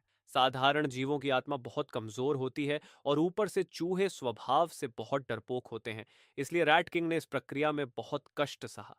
लेकिन उसी समय तुम साफ महसूस कर सकते थे कि अब तुम्हारे और रैट किंग के बीच एक अजीब सा संबंध बन गया है। ऐसा एहसास जैसे तुम उसकी जिंदगी और मौत दोनों को नियंत्रित कर सकते हो। कैट गैंग के सरदार की मौत और रैट किंग के समर्पण के साथ ही यह बड़ी लड़ाई आखिर खत्म हो गई और अब चीना शहर लगभग पूरी तरह तुम्हारे नियंत्रण में था। जल्द ही रात हो गई और तुमने संगठन के सभी नेताओं को बुलाकर ड्रैगन नेस्ट की अगली योजना बताई। तुम्हें और ज्यादा एसेंस की जरूरत थी, इसलिए ताकत को शहर के बाहर तक फैलाना जरूरी था। लेकिन उससे पहले शहर के अंदर छिपे खतरों को खत्म करना जरूरी था। भले ही अभी शहर में कोई तुम्हारा मुकाबला नहीं कर सकता था, फिर भी सब कुछ नियंत्रण में रखना ज्यादा सुरक्षित था, क्योंकि अगर उन्हें बढ़ने दिया गया तो भविष्य में बड़ी समस्या खड़ी हो सकती थी। तुम नहीं चाहते थे कि बाहर लड़ाई करते समय पीछे से खतरा पैदा हो जाए, इसलिए यह काम ब्लैक डॉग किंग को दिया गया और राइट किंग को आदेश दिया गया कि वह अपने चूहों के साथ शहर के बाहर की स्थिति की जांच करे। लेकिन चूंकि तुम्हें उनसे काम करवाना था, इसलिए पहले उन्हें थोड़ा इनाम भी देना जरूरी था। इसलिए तुमने उस दिन इकट्ठा किए गए एसेंस पॉइंट्स को दो हिस्सों में बांटकर ब्लैक डॉग किंग और राइट किंग को दे दिए। ये सुनकर दोनों बेहद खुश हो गए और एक साथ अपनी वफादारी जताने लगे। उसी समय रैट किंग ने सुझाव दिया कि अगर ताकत को बाहर फैलाना है तो सिर्फ चीफ कहने से तुम्हारी पहचान कमजोर लगती है, तुम्हें एक ज्यादा ताकतवर उपाधि चाहिए। थोड़ा सोचने के बाद उसने कहा कि चूंकि तुम ड्रैगन एग हो और हमारी ताकत का नाम ड्रैगन नेस्ट है, इसीलिए आगे से सब तुम्हें सुप्रीम लॉर्ड कहें तो कैसा रहेगा। लेकिन तुम्हें इन उपाधियों से ज्यादा फर्क नहीं पड़ता था। ड्रैगन नेस्ट का नाम भी तुमने बस अचानक रख दिया था। फिर भी अगर ये लोग खुश हैं तो उन्हें कहने दो, क्योंकि सबसे शानदार उपाधि भी असली ताकत के सामने कुछ नहीं होती। अगली सुबह ब्लैक डॉग किंग ने बड़ी संख्या में कुत्तों को इकट्ठा किया और शहर के बाकी जानवरों की ताकतों को जीतने निकल पड़ा। सिर्फ कुछ ही दिनों में जिन्हें झुकना था वे झुक गए और जिन्हें खत्म होना था वे गायब हो गए। दूसरी तरफ रैट किंग भी बैठक के अगले दिन अपने कई साथियों के साथ शहर से बाहर निकल गया ताकि दूसरी शहरों की खबर ला सके। देखते देखते 1 महीना गुजर गया। इस समय ड्रैगन नेस्ट के मुख्य ठिकाने में तुम अपने सिस्टम पैनल को देखते हुए थोड़ा ऊब गए थे। पिछले 1 महीने में तुम हर दिन मिले एवोल्यूशन पॉइंट्स का इस्तेमाल इंक्यूबेशन टाइम कम करने में कर रहे थे और यह 9880 साल से घटकर 8000 साल से थोड़ा ऊपर रह गया था। लेकिन तुम्हें अभी भी यह गति संतोषजनक नहीं लग रही थी, क्योंकि सिर्फ 1 महीने में कई अजीब घटनाएं हो चुकी थीं। रैट किंग के अलावा शहर में करीब दर्जन भर म्यूटेटेड जानवर दिखाई देने लगे थे। कुछ जानवरों के पास अचानक अपनी ताकत कई गुना बढ़ाने की क्षमता आ गई थी। कुछ अपने शरीर की सीमा से भी आगे बढ़ सकते थे और कुछ के शरीर पर ऐसी तेज पंजे उगाए थे जो आसानी से दीवार तक फाड़ सकते थे। ये जानवर मानो अचानक म्यूटेट होकर प्रकृति के नियमों से परे ताकत हासिल कर चुके थे। अभी तक तुम यह पता नहीं लगा पाए थे कि इन म्यूटेशंस की असली वजह क्या है। सौभाग्य से इन म्यूटेटेड जानवरों में से काफी ड्रैगन नेस्ट के सदस्य भी थे और ब्लैक डॉग किंग भी उनमें से एक था। उसकी और कुछ अन्य साथियों की मदद से ही इन म्यूटेटेड जानवरों को नियंत्रण में रखा जा सका। लेकिन रैट किंग की तरह उनकी क्षमता भी बहुत ज्यादा शारीरिक ऊर्जा खर्च करती थी, इसलिए उसे ज्यादा देर तक बनाए रखना संभव नहीं था। जब तुम इन सब बातों में खोए हुए थे, तभी एक तेज आवाज ने तुम्हारा ध्यान खींचा। और यह आवाज उसी रैट किंग की थी जो 1 महीने पहले शहर छोड़कर गया था। अब उसका आकार फिर से बढ़ चुका था और साफ दिख रहा था कि वह पूरी तरह मैच्योर हो गया है। उसके बताए अनुसार तुम्हें चाइनेट सिटी की स्थिति का पता चला, और वही चाइनेट सिटी वह जगह थी जहां पहले तुम और वांग शाविंग रहते थे। शुरुआत में तुम दोनों वहीं से पहाड़ी इलाके में फॉसिल खोजने गए थे, और बाद में वांग शाविंग एक डेमोनिक कछुए में बदल गया, जबकि तुम एक ड्रैगन एग बन गए। जेनेट सिटी तक पहुंचने में ही कई दिन लग गए थे, इसलिए चाइनेट सिटी वापस जाने की बात तो और भी दूर की थी, और उस समय तक वह शहर शेरों के एक झुंड के कब्जे में आ चुका था। वे सभी पूरी तरह मेच्योर हो चुके थे, और उनका नेता खुद को गोल्डन लायन किंग कहता था। असल में उसने बस एक म्यूटेशन झेला था, और उसे कूगर जैसी खास क्षमताएं मिल गई थीं। लेकिन रैट किंग ने बताया कि उस दुश्मन की ताकत बेहद डरावनी है, यहाँ तक कि जब वह वहां जांच करने गया था तो वह लगभग पकड़ा ही गया था। यह सुनकर तुम्हारी उस शेर में दिलचस्पी बढ़ गई, क्योंकि आखिर चिनेट सिटी वही जगह थी जहां तुमने 10 साल से भी ज्यादा समय बिताया था, और वह जिनेत सिटी से भी बहुत दूर नहीं थी, इसलिए वहां जाकर एक बार देख आना बुरा नहीं होगा। उसी रात तुमने सभी नेताओं को बुलाया और अपने वहां जाने का फैसला सुनाया, और जिनेत सिटी की पूरी जिम्मेदारी ब्लैक डॉग किंग को सौंप दी। साथ ही हर दिन इकट्ठा होने वाले प्यूरिफिकेशन पॉइंट्स अस्थायी रूप से उसी के पास रहेंगे, और तुम्हारे लौटने पर एक साथ तुम्हें दे दिए जाएंगे। वैसे भी जब से शहर में म्यूटेटेड जानवर दिखाई देने लगे थे, तुमने बिना झिझक पैसा खर्च करके उन सब पर ड्रैगन सोल कॉन्ट्रैक्ट लगा दिया था, जिसमें ब्लैक डॉग किंग भी शामिल था। इसलिए जब तक यह कॉन्ट्रैक्ट मौजूद है, वे तुम्हारे खिलाफ कोई भी असामान्य हरकत करने की हिम्मत नहीं करेंगे। अगला दिन आया, और जिनेत सिटी के बाहरी इलाके की हाईवे पर वांग शवेंग तुम्हें अपनी पीठ पर लेकर धीरे धीरे आगे बढ़ रहा था। 1 महीने से ज्यादा समय बाद तुम्हारी यह अजीब जोड़ी फिर से एक नए सफर पर निकल पड़ी थी। लेकिन अब जंगल का माहौल पहले जैसा नहीं रहा था। जो हाईवे पहले बिल्कुल सीधी और साफ हुआ करती थी, अब उस पर बेलें और लताएं फैलने लगी थीं। अगर यह ऐसे ही चलता रहा, तो कुछ दशकों में इंसानों द्वारा बनाए गए शहर पूरी तरह जंगली प्रकृति में समा जाएंगे। सड़क पर तुम्हें कई तरह के जानवरों के निशान दिखाई देते थे, लेकिन इंसानों की तरह चलकर सफर करने वाले बहुत कम दिखाई देते थे, जब तक कि वे बहुत खतरनाक जानवर न हों। चिनेट सिटी पहुंचने के लिए यही हाईवे सबसे छोटा रास्ता था, इसलिए रास्ते में चाहे जो भी परेशानी आए, तुम्हें उसे सहना ही था। इस बार निकलने से पहले ब्लैक डॉग किंग ने तो यह भी कहा था कि वह अपने आधे सैनिक तुम्हारी सुरक्षा के लिए साथ भेज देगा, लेकिन सोचने के बाद तुमने साफ मना कर दिया, क्योंकि तुम्हारी मौजूदा ताकत के सामने जंगली जानवर कोई खतरा नहीं थे, और तुम्हें खुद लड़ने की भी जरूरत नहीं थी। सिर्फ वांग शाविंग ही काफी था। भले ही चलना थोड़ा धीमा हो, लेकिन तुम्हें कोई जल्दी नहीं थी। तुम इसे वांग शावेंग के लिए एक तरह की ट्रेनिंग ही मान रहे थे। लेकिन तभी अचानक धरती की इच्छा की आवाज फिर से सुनाई दी। बड़ी संख्या में ऐसे जानवरों का पता चला है जिनके पास अप्राकृतिक क्षमताएं हैं। व्यवस्था जल्द ही दोबारा स्थापित की जाएगी। 24 घंटे के भीतर हर जीव पूरी एवोल्यूशन पाथ खोल सकेगा, और बड़ी मात्रा में प्यूरिफिकेशन पॉइंट्स का उपयोग करके अपनी विशेष शक्तियों को सक्रिय कर सकेगा। जिन जानवरों के पास विशेष शक्तियां होंगी, उन्हें मारने पर और भी ज्यादा प्यूरिफिकेशन पॉइंट्स मिलेंगे। जैसे ही यह आवाज खत्म हुई, तुम्हारे दिल में हलचल मच गई, क्योंकि धरती की इच्छा जिन अप्राकृतिक शक्तियों वाले जानवरों की बात कर रही थी, वे शायद वही म्यूटेटेड जानवर थे जिन्होंने प्रकृति की सीमाओं से परे शक्तियां हासिल कर ली थीं। क्या इसका मतलब यह था कि भविष्य में ऐसे दुश्मन भी सामने आएंगे जो तुम्हारे लिए भी खतरा बन सकते हैं? तुम दोनों आगे बढ़ते रहे, और रास्ते में कई जानवरों ने अचानक हमला करने की कोशिश की, लेकिन तुम्हारी बेहतरीन तालमेल की वजह से वे सब आसानी से खत्म कर दिए गए।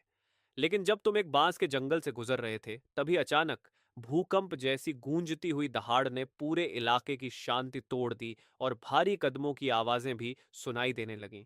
वांग शावेंग की नजर उतनी तेज नहीं थी, इसलिए पूरे रास्ते तुम ही रड्डार की तरह आसपास की स्थिति महसूस करते चल रहे थे। लेकिन जैसे ही तुम डिवाइन परसेप्शन से जांच करने वाले थे, अचानक एक काला सफेद साया बांस के जंगल से बाहर कूद पड़ा।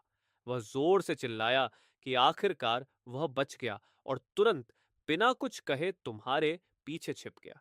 लेकिन जब तुम और वांग शावेंग ने उसे ध्यान से देखा, तो तुम दोनों लगभग दंग रह गए, क्योंकि उसके काले सफेद फर और आंखों के आसपास के गोल काले निशान साफ बता रहे थे कि वह एक जायंट पांडा है। और सबसे चौंकाने वाली बात यह थी कि वह बोल सकता था, यानी वह भी पहले इंसान था जो अब जानवर बन गया था। लेकिन तुम अभी संभले भी नहीं थे कि अचानक 8 और भूरे साए बांस के जंगल से निकल आए। वे सभी दबदबे वाले शेर थे। सबसे आगे खड़े शेर ने जैसे ही उस पांडा को देखा, उसने एक भयानक दहाड़ लगाई। उसकी आवाज इतनी तेज और चुभने वाली थी कि कई किलोमीटर तक के जानवर डर कर भागने लगे और पूरा इलाका हिल गया। उस दहाड़ को सुनते ही पांडा इतना डर गया कि उसका शरीर कांपने लगा और वह जमीन पर बैठकर थरथराने लगा। तभी उस शेर की नजर अचानक वांग शावेंग की पीठ पर रखे अंडे यानी तुम पर पड़ी। बस एक नजर डालते ही उसकी आंखें वहीं टिक गईं और हटने का नाम नहीं ले रही थीं। उसे बिल्कुल उम्मीद नहीं थी कि इस सफर में उसे इतनी बड़ी चीज मिल जाएगी, क्योंकि अगर वह इस अंडे को अपने बॉस के पास ले जाता तो उसे जरूर बड़ा इनाम मिलता। लेकिन जैसे ही बाकी शेर तुम पर झपटने वाले थे, अचानक एक भयानक दबाव उन पर टूट पड़ा। जोरदार आवाज के साथ आगे वाले शेर को छोड़कर बाकी सभी जमीन पर ऐसे दब गए जैसे उन पर हजारों किलो का वजन रख दिया गया हो। उसी समय आगे वाला शेर भी भौहें सिकोड़कर खड़ा था, जैसे वह बहुत दर्द सह रहा हो। उसने दांत भींचकर खुद को संभाले रखा और यह देखकर तुम भी थोड़ा चौंक गए, क्योंकि तुमने शुरुआत से ही पूरी ताकत का दबाव इस्तेमाल किया था। फिर भी यह शेर मुश्किल से खड़ा रह पा रहा था। तभी अचानक उसने आसमान की ओर लंबी दहाड़ लगाई और उसके भूरे बालों से अचानक सुनहरी लपटें निकलने लगीं। उसके शरीर की मांसपेशियां तुरंत फूल गईं और उनमें विस्फोटक ताकत भर गई। उसकी आंखें बिलियर्ड गेंद जितनी बड़ी हो गईं और उनमें ऐसी ठंडी चमक थी कि देखने वाले का खून जम जाए। यह दृश्य देखकर वांग शावेंग और वह पांडा दोनों ऐसे कांपने लगे जैसे किसी बेहद भयानक शिकारी के सामने आ गए हों। शरीर के इस परिवर्तन के बाद उस शेर पर पड़ा दबाव तुरंत हल्का हो गया और वह सीधा खड़ा हो गया। फिर उसने गंभीर नजरों से तुम्हारी तरफ देखा और पूछा, तुम आखिर हो क्या? लेकिन तुमने उसकी बात पर बिल्कुल ध्यान नहीं दिया, बल्कि अपनी पीठ के नीचे बैठे वांग शावेंग से धीरे से फुसफुसाकर कुछ कहा। तुम्हारी इस अनदेखी से लायन चीफ तुरंत भड़क गया और गुस्से में सीधे वांग शावेंग की तरफ उछल पड़ा। उसकी भारी पंजा बेहद तेजी से नीचे गिरा और उसका निशाना था वांग शवेंग की पीठ। लेकिन जैसे ही उसने हमला किया, उसी पल वांग शवेंग भी हरकत में आ गया। तुम्हारे आदेश के तहत वह बिजली की गति से उस पांडा की पीठ पर चढ़ गया। उसी समय तुमने सेलेस्टियल थंडर प्रोटेक्शन सक्रिय किया। जो आसमान अभी तक बादलों से ढका था, उसमें अचानक बिजली कड़क उठी। पलक झपकते ही लगभग 50 मीटर के दायरे में एक सुनहरी बिजली गिर पड़ी और पूरा इलाका सुनहरी गर्जना से भरी बिजली के समुद्र में बदल गया। उस क्षेत्र में मौजूद हर जीवन शक्ति को वह बेरहमी से नष्ट करने लगी। जब धीरे धीरे बिजली की चमक कम हुई, तो दिखाई दिया कि जो घना बांस का जंगल पहले वहां खड़ा था, उसकी जगह अब तुम्हें केंद्र बनाकर एक विशाल खाली क्षेत्र बन चुका था। उस समय जमीन पर हर जगह लाशें बिखरी पड़ी थीं। उनकी आंखों में अब कोई जीवन नहीं बचा था। लायन चीफ उस बिजली के बिल्कुल केंद्र के सबसे करीब था। उसके बाल पूरी तरह झलकर खड़े हो गए थे और उससे जली हुई बदबूदार गंध आ रही थी। लेकिन हैरानी की बात यह थी कि वह सीधे बिजली से मारा नहीं गया। तभी जब तुम थोड़ा हैरान ही थे, अचानक उसके शरीर से एक लाल रोशनी फूट पड़ी और तेज खून जैसी गंध फैल गई। वांग शावेंग और उस पांडा के दिमाग पर भी उसका असर हुआ और वे थोड़ी देर के लिए चकरा गए। जब दोनों दोबारा संभले, तब तक लायन चीफ पहले ही एक लाल परछाई में बदल चुका था और दूर तेजी से भाग रहा था। यह दृश्य देखकर तुम भीतर से बेहद चौंक गए, क्योंकि तुम साफ महसूस कर सकते थे कि उसकी आभा पहले ही टूटने लगी थी। फिर भी वह भागने में सफल हो गया। लेकिन तुम्हें सबसे ज्यादा हैरानी इस बात पर थी कि ड्रैगन विल असफल हो गई, और यहां तक कि वह सेलेस्टियल थंडर प्रोटेक्शन, जिसने पहले टायरानोसोरस रेक्स को मार दिया था, वह भी उसे खत्म नहीं कर पाया। भले ही वह बहुत गंभीर रूप से घायल लग रहा था, लेकिन उसने सच में उस बिजली से बचकर जान बचा ली। सिर्फ एक ही दिन में तुम्हारी 3 सबसे बड़ी ताकतों में से 2 पहले ही असफल हो चुकी थीं। यह पहली बार था जब एनिमल ट्रांसफॉर्मेशन के बाद तुम्हें ऐसा झटका लगा था। फिर भी चाहे कितनी भी असफलता क्यों न हो, सामने की समस्या को तुरंत हल करना जरूरी था। इसलिए तुमने बिना देर किए ड्रैगन फ्यूरी सक्रिय कर दी। उसी पल तुम्हारे सिर के ऊपर एक लाल चमकता हुआ षटकोणीय चिन्ह बन गया। वह कुछ चक्कर लगाने के बाद तुरंत उस दिशा में उड़ गया जिधर लायन चीफ भागा था। जैसे ही तुमने उसकी आभा को दोबारा महसूस किया, तुमने तुरंत उसे लॉक कर लिया ताकि वह कहीं छिप न सके, क्योंकि एक बार ड्रैगन फ्यूरी सक्रिय हो जाए तो चाहे वह दुनिया के किसी भी कोने में भाग जाए, उसकी मौत तय होती है। तभी सिस्टम की ठंडी आवाज आई। बधाई हो, आपने म्यूटेटेड और ऑल्टर्ड लायन को मार दिया है। आपको 1780 प्यूरिफिकेशन पॉइंट्स प्राप्त हुए हैं। यह सुनकर आखिर तुमने राहत की सांस ली, लेकिन तुम्हें हैरानी इस बात पर हुई कि सिर्फ एक ही दुश्मन से तुम्हें इतने सारे प्यूरिफिकेशन पॉइंट्स मिल गए। क्योंकि अभी थोड़ी देर पहले जब तुमने थंडर प्रोटेक्शन से बाकी शेरों को मारा था, तो उनसे कुल मिलाकर सिर्फ लगभग 300 पॉइंट्स ही मिले थे। ये अंतर सच में बहुत बड़ा था। तभी तुम्हें अचानक याद आया कि यहाँ अब भी एक पांडा भी मौजूद है। इसलिए तुमने उससे पूछताछ की और पता चला कि वह वांग शावेंग का पुराना जानकार है। उसका नाम लिडा है और उसका परिवार पहले चाइनेट सिटी के सबसे प्रभावशाली परिवारों में से एक था। लेकिन इस अभिशप्त एनिमलाइजेशन के बाद उसकी हालत ऐसी हो गई थी। फिर लाइडा के बताए अनुसार तुम्हें चीनेट सिटी की असली स्थिति का पता चला, और यह बात सीधे वांग शावेंग से जुड़ी हुई थी।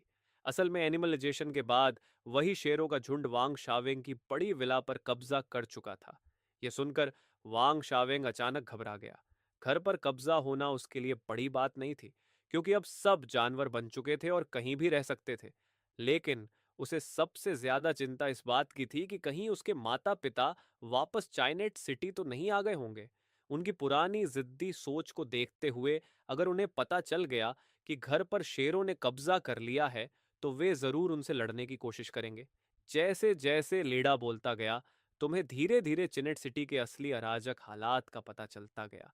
असल में जब शेरों का झुंड उस शहर पर कब्जा करने आया, तो शुरुआत में वे भी पहले वाले गैंग की तरह थे। वे रोज जानवरों से एवोल्यूशन पॉइंट्स जमा करवाते थे ताकि अपनी ताकत बढ़ा सके। भले ही शाकाहारी जानवरों का शोषण होता था, लेकिन कम से कम उनकी जान को खतरा नहीं था। लेकिन जब से धरती की इच्छा फिर से प्रकट हुई, सब कुछ पूरी तरह बदल गया। पता नहीं किस मूर्ख ने अचानक एक नया नियम खोज निकाला और उसने शाकाहारी जानवरों के पूरे जीवन का संतुलन तोड़ दिया।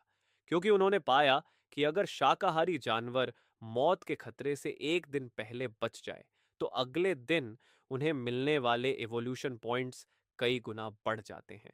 इसके बाद शेरों का असली क्रूर चेहरा सामने आ गया। वे ऐसे शाकाहारी जानवरों को चुनते जिनकी रोज की एवोल्यूशन पॉइंट्स कम होती थी।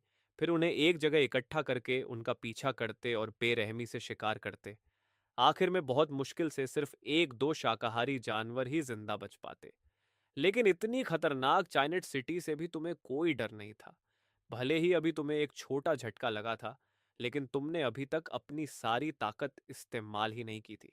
अगर थंडर प्रोटेक्शन काम नहीं करती तो तुम दूसरी ताकतें इस्तेमाल कर सकते थे, और तुम्हारे पास उससे भी ज्यादा डरावनी ड्रैगन फ्यूरी मौजूद थी।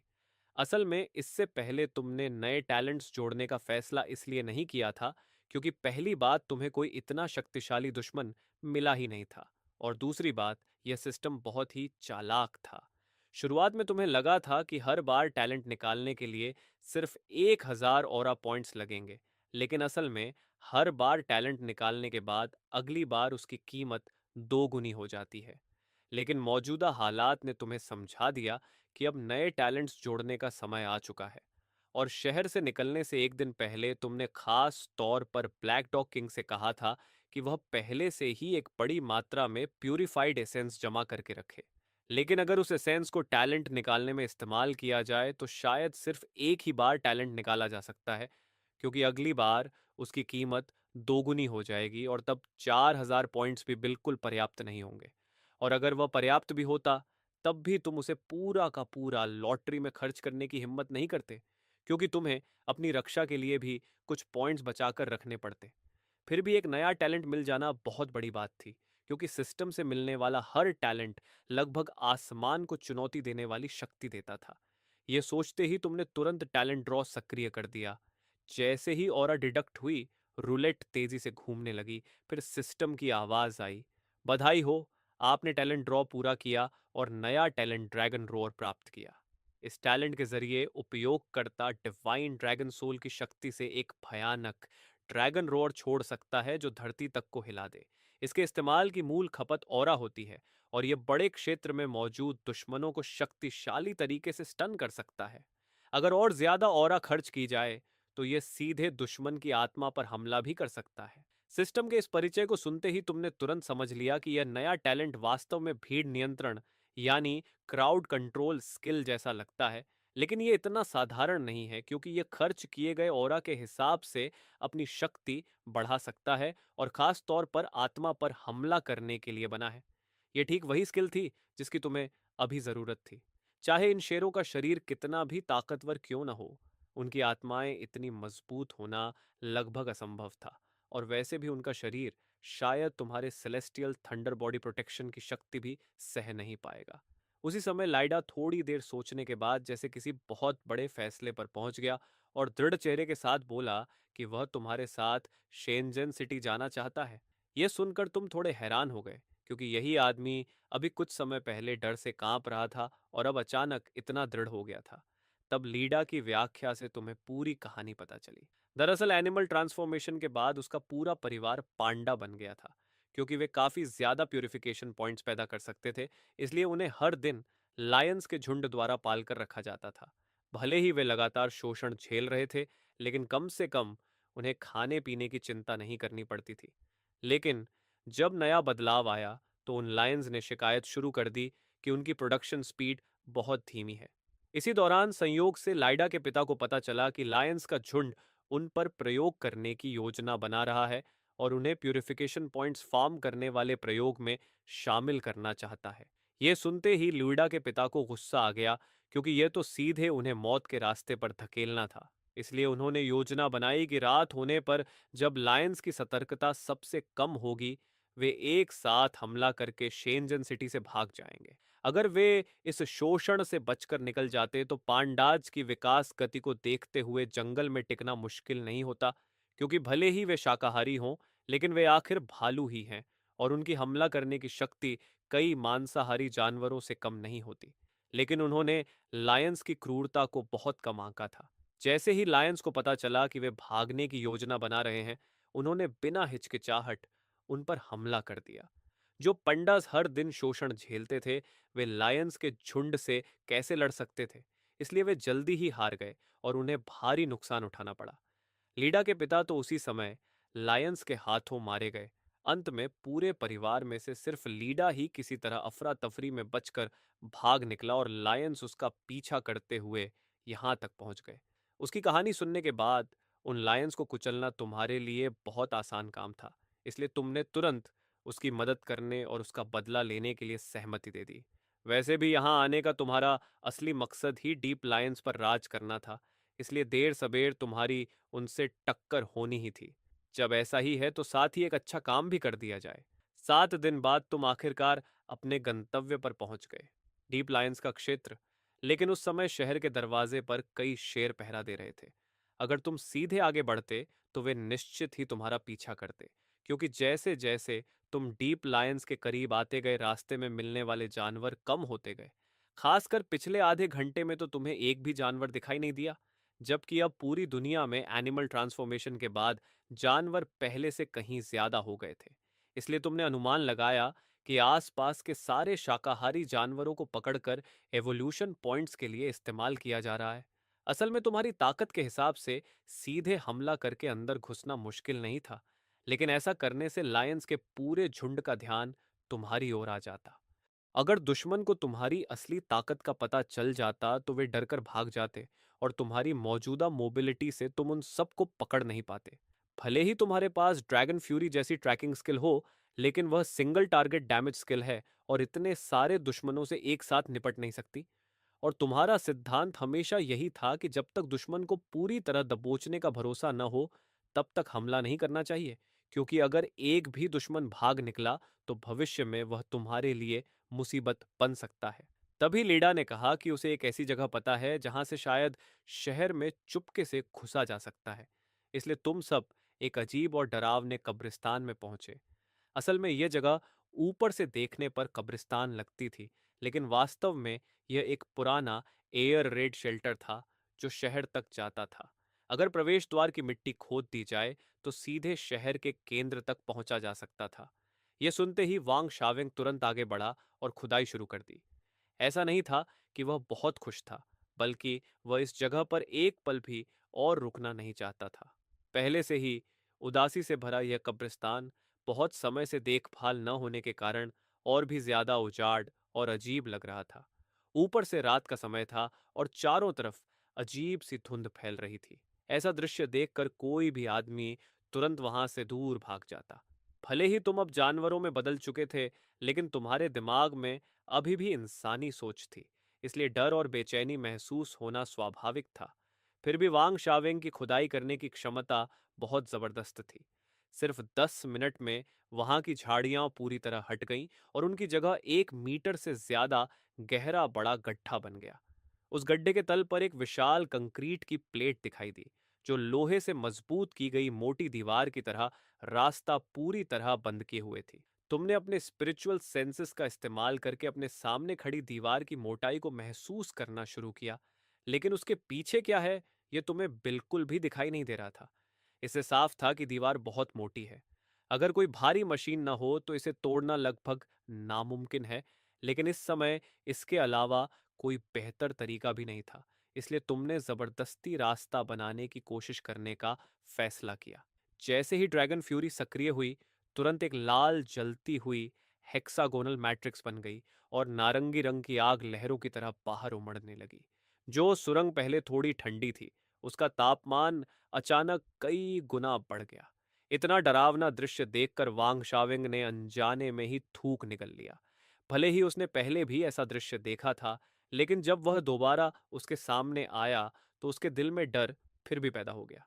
वहीं लाइडा, जो शुरू में बहुत उत्साहित थी, इस पल वहीं खड़ी की खड़ी रह गई। इस फायरबॉल की ताकत बहुत ज्यादा थी।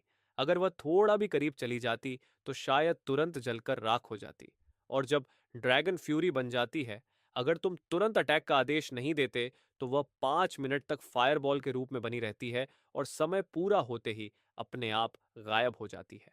जैसे ही फायरबॉल दीवार के पास पहुंची, कंक्रीट बर्फ और बर्फ की तरह सीधे टूटकर बिखरने लगा। कुछ ही पलों के हमले और टकराव के बाद उस मोटी दीवार में अचानक एक काला छेद बन गया। इसके बाद वह तुरंत सावधानी से आसपास देखने लगा। जब उसे कहीं भी किसी जानवर के होने का निशान नहीं मिला तो उसने राहत की सांस ली, क्योंकि दुश्मन के इलाके में खुलेआम दिखना बहुत खतरनाक होता है। उसके बाद तुमने दुश्मन की सेना को खत्म करने के तरीके पर चर्चा शुरू की। काफी देर की बहस के बाद सबने मिलकर पुराने तरीके को ही अपनाने का फैसला किया। पहले खुद को चारे की तरह इस्तेमाल करके उन सभी शेरों को अपनी तरफ खींचना और फिर सेलेस्टियल थंडर प्रोटेक्शन का इस्तेमाल करके उन्हें एक ही बार में खत्म कर देना। यह तरीका भले ही साधारण था, लेकिन बहुत काम का था। हालांकि यह काम तुरंत नहीं किया जा सकता था, कम से कम तब तक इंतजार करना जरूरी था जब तक वे सब एक जगह इकट्ठा न हो जाए। फिर लीडा के नेतृत्व में तुमने पहले उसकी बड़ी कजन के घर छिपने का फैसला किया। अपने डिवाइन सेंस से रास्ता स्कैन करते हुए तुमने आसानी से सभी जानवरों से बचते हुए जल्दी ही वहां पहुंच गए। वह एक 3 मंजिला छोटी वेस्टर्न स्टाइल विला थी। दिखने में थोड़ी पुरानी जरूर थी, लेकिन फिर भी उसमें एक तरह की जीवंतता थी। उसी समय विला का दरवाजा खुला हुआ था। अंदर झांकने पर पूरा अंधेरा दिख रहा था, जो बिल्कुल भी ऐसा नहीं लग रहा था जैसे वहां जानवर रहते हों। लेकिन जब तुमने अपने डिवाइन सेंस से स्कैन किया तो पता चला कि अंदर सिर्फ जानवर ही नहीं बल्कि बहुत बड़ी संख्या में मौजूद है। लेकिन तुम अभी दरवाजे के पास भी नहीं पहुंचे थे कि अचानक लिडा के भौंकने की आवाज गूंज उठी। तभी दरवाजे के पीछे से कई बड़े शिबा इनू तेजी से बाहर दौड़ते हुए आए और सीधे तुम्हें घेर लिया। लेकिन जब उन्होंने लिडा को ध्यान से देखा तो उनमें से एक शिबा इनू ने उसे तुरंत पहचान लिया। फिर उसकी अगुवाई में तुम लोग बिना किसी परेशानी के आंगन के अंदर पहुंच गए। लेकिन अंदर की हालत साफ साफ देखने से पहले ही वांग शावेंग का शरीर कांप उठा। तुम्हारे चारों तरफ जमीन पर तरह तरह के जानवर पड़े हुए थे। आम बिल्लियां और कुत्ते तो थे ही, लेकिन उससे भी ज्यादा चौंकाने वाली बात यह थी कि वहां सांप और कीड़े भी थे। यहां तक कि दो पैंडास भी दिखाई दिए। ये सभी मांसाहारी जानवर थे। तुम्हारे आते ही सबका ध्यान तुरंत तुम्हारी तरफ चला गया और वे तुम्हें ऐसे घूरने लगे जैसे कोई स्वादिष्ट खाना देख लिया हो। हालात तेजी से काबू से बाहर होने वाले थे। तभी आसमान से एक भयानक दबाव उतर आया, जिससे आसपास के सभी जानवर तुरंत ठंडी सिहरन में जकड़ गए और जमीन पर गिरकर भारी सांसें लेने लगे। इस अहम पल पर स्वाभाविक रूप से तुमने ड्रैगन पावर को छोड़कर हालात को अस्थायी रूप से काबू में कर लिया। लेकिन उसी समय अचानक विला के लिविंग रूम का दरवाजा खुला और उसके बाद एक काली आकृति बाहर आई। वह एक खतरनाक दिखने वाली ब्लैक पैंथर थी। उसने अभी आंगन की हालत देखकर लाइडा से बात भी नहीं की थी कि सामने से आ रही खतरनाक शक्ति का दबाव महसूस करने लगी। जब वह लगभग सहन नहीं कर पा रही थी, तभी लाइडा ने तुरंत तुमसे रुकने के लिए कहा। उसने समझाया कि यह ब्लैक पैंथर उसकी कजन है। जैसे ही ड्रैगन पावर वापस ली गई, उसे महसूस हुआ कि दबाव आखिरकार गायब हो गया। फिर लेडा के समझाने पर उसने शहर छोड़ने के बाद की अपनी कहानी और तुम्हारी बदले की योजना के बारे में बताया। योजना सुनने के बाद लीडा की कजन ने फिर से तुम्हारी तरफ उम्मीद भरी नजरों से देखा। अभी अभी जो खतरनाक दबाव महसूस हुआ था, वह किसी बेकाबू राक्षस जैसा था। लड़ना तो दूर, उसके सामने जरा सी भी प्रतिरोध की ताकत नहीं थी। अगर इस ताकत की मदद मिल जाए तो शायद सच में बदला लिया जा सकता है। समय तेजी से बीता और देखते ही देखते अगला दिन आ गया। अचानक जोरदार धमाके के साथ उस छोटे घर का दरवाजा तोड़ दिया गया। लाइटिंग जो खबरें पता करने गया था, घबराकर बाहर से वापस दौड़ता हुआ आया। पता चला कि वे लोग लीडा की मां पर हमला करने वाले हैं। यह खबर सुनते ही लीडा तुरंत पागल सी हो गई। उसने सिर उठाकर आसमान की तरफ देखा और एक जंगली दहाड़ लगाई। फिर बेहद तेज रफ्तार से बाहर की तरफ दौड़ पड़ी। ये देखकर वहां मौजूद सभी जानवर हैरान रह गए। तुम भी। भले ही लीडा ने तुम्हारी योजना को बिगाड़ दिया था, लेकिन अब सही समय आ चुका था। तुम्हारे इशारे पर वांग शावेंग ने दांत भींचे और अपनी छोटी टांगों के साथ उसके पीछे दौड़ पड़ा। इस बीच सड़क पर तेजी से दौड़ती हुई लिडा मानो किसी अजीब हालत में पहुंच गई थी। अपनी मां के बारे में खबर सुनने के बाद उसके अंदर एक अजीब सा मारने का जुनून जाग गया था। तेज रफ्तार से दौड़ते हुए वह बहुत कम समय में शेरों के बेस कैंप तक पहुंच गई और कई शेरों से भिड़ गई।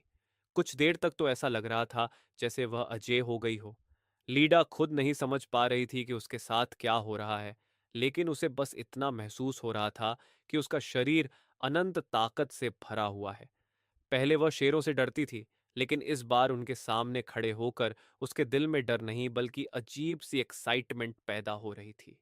एक शेर जो छुपकर लीडा पर हमला करने की कोशिश कर रहा था, उसे लीडा ने जोरदार मुक्का मारा और उसकी आंखों के सामने तारे घूमने लगे। लेकिन लीडा अभी कुछ सेकंड भी अपनी इस जीत पर खुश नहीं हो पाई थी कि अचानक एक बेहद ताकतवर दहाड़ गूंजी। वह और कोई नहीं बल्कि लायन किंग था, जो वहां पहुंच चुका था।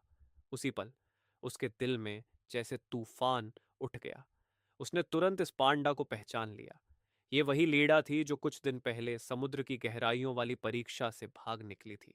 लेकिन उसने तो साफ साफ अपने आदमियों को इसे पकड़ने के लिए भेजा था। फिर यह यहां कैसे पहुंच गई और इसकी ताकत इतनी ज्यादा कैसे हो गई? शर्म और गुस्से से भरे लायन किंग ने तुरंत अपने शेरों को आदेश दिया कि इसे पकड़ लो। बाकी सारे शेर तुरंत उस पर टूट पड़े और लीडा पर पागलों की तरह हमला करने लगे। चारों तरफ से पंजों की बारिश होने लगी, लेकिन लीडा इस समय अजीब तरह से बेहद उत्साहित दिख रही थी। उसने न तो बचाव करना चुना और न ही भागना, क्योंकि उस समय उसके पास भागने की कोई जगह भी नहीं थी। पंजों के उसके शरीर को चीरने की आवाजें आने लगीं, लेकिन लीडा ने दुश्मनों के हमले सहते हुए अपने मुक्के उठाए और पूरी ताकत से सामने वाले शेर के सिर पर दे मारे। एक जोरदार क्रैक की आवाज आई और उस शेर की खोपड़ी लाइडा के एक ही मुक्के से धंस गई। दुश्मन लगभग मरने ही वाला था, लेकिन लीडा उसे खत्म करने का आखिरी वार भी नहीं कर पाई थी कि दूसरा हमला आ गया, फिर तीसरा। हालांकि हर हमला जो उस तक पहुंच रहा था, वह बस हल्की सी चोट ही दे पा रहा था। ये शेरों के लिए भले डराने वाली बात थी, लेकिन मोटी चमड़ी वाले पांडा के लिए यह सिर्फ छोटी सी खरोंच जैसी थी। लेकिन उसके शरीर पर बनने वाली हर चोट के बदले एक शेर की हड्डी टूटने की आवाज सुनाई देती थी। मगर जैसे जैसे ज्यादा जानवर उस पर हमला करने लगे, लीडा की पलटवार करने की गति धीमी पड़ने लगी। एक पल ऐसा आया जब उसके हमले की लय साफ साफ एक धड़कन के लिए रुक गई। पीछे खड़े शेर ने तुरंत यह मौका देख लिया और बाकी शेरों के साथ उस पर टूट पड़ा। कुछ ही पलों में उन्होंने लीडा को पूरी तरह जमीन पर दबोच लिया। जमीन पर दबाई हुई लीडा की आंखों में गहरा निराशा दिखाई दे रही थी। अगर वह अभी अभी वाला अजीब ताकत वाला स्टेट बनाए रख पाती तो शायद इतनी जल्दी काबू में नहीं आती। लेकिन पता नहीं क्या हुआ कि वह अद्भुत अवस्था इस उग्र लड़ाई के बीच पूरी तरह गायब हो गई। इस समय लियन किंग ने चारों तरफ नजर दौड़ाई और जब उसने देखा कि एक दर्जन से ज्यादा शेर मर चुके हैं या मरने वाले हैं, तो उसके दिल में भी थोड़ा दुख हुआ। फिर लियन किंग ने लीडा की मां को वहां लाने का आदेश दिया और तय किया कि वह लीडा के सामने ही उसकी मां को मार देगा, ताकि उसकी नफरत शांत हो सके। जमीन पर घावों से लथपथ पड़े अपने बेटे को देखकर उसकी मां की आंखों से तुरंत आंसू बहने लगे। लीडा कुछ कहना चाहती थी, लेकिन लायन किंग की नजर पड़ते ही उसे दबाकर पकड़े हुए शेर ने उसका मुंह सीधे बंद कर दिया। फिर लायन किंग ने अपने तेज पंजे उठाए और लीडा की मां पर हमला करने ही वाला था कि उसी महत्वपूर्ण पल में अचानक लायन किंग के दिमाग में एक भयानक ड्रैगन रोर गूंज उठा। उसी के साथ आसमान से एक डरावना दबाव नीचे उतरा, जिसने वहां मौजूद सभी शेरों को तुरंत बेहोश कर दिया और लायन किंग खुद भी लड़खड़ाकर जमीन पर गिर पड़ा। वह अपने शरीर पर पड़े भारी दबाव को सहते हुए मुश्किल से उठने की कोशिश करने लगा और इस बदलाव का कारण ढूंढने लगा। आखिर उसकी नजर एक विशाल दुष्ट कछुए पर जाकर टिक गई। वह भयानक दबाव उसी कछुए की पीठ से आ रहा था। उसी समय तेजी से दौड़कर आए थके हुए वांग शावेंग भी लीडा के पास गिर पड़े। जब लायन किंग ने देखा कि वे दोनों कुछ बात कर रहे हैं तो उसे बेचैनी होने लगी और वह तुरंत भागना चाहता था। लेकिन जैसे ही उसका शरीर हिला, उसे लगा जैसे उसके दिमाग को हजारों स्टील की सुइयों ने भेद दिया हो और उसकी रीढ़ तक दर्द फैल गया। दरअसल तुमने देखा था कि यह आदमी लाइडा की मां पर हमला करने वाला है, इसलिए तुमने पहली ही बार में ड्रैगन रोर का इस्तेमाल करके उसे डराने का फैसला किया और एक ही बार में 500 गोल्ड पॉइंट्स खर्च कर दिए।